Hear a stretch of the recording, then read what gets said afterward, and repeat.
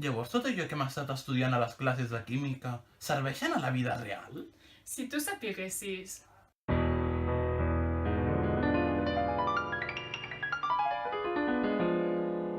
Ja em vaig espantar, no podia ni mirar. Entalpia, àcids bases, de què m'estàs parlant?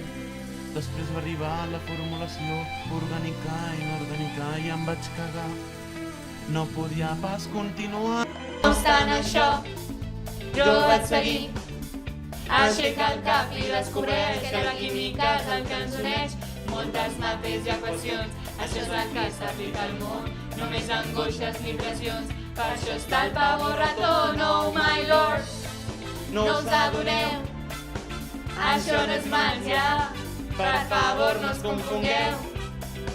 No intenteu acabar amb ella, no podreu, de debò penseu que la superareu. Oh, chemistry, she will survive. Oh, quanta més informació tens, més la comprendràs, que encara hi ha exàmens per passar i les tele a provar. I'll survive, I will survive.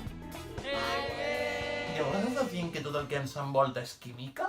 Esclar, fins i tot una cosa tan petita com una pila. Uala!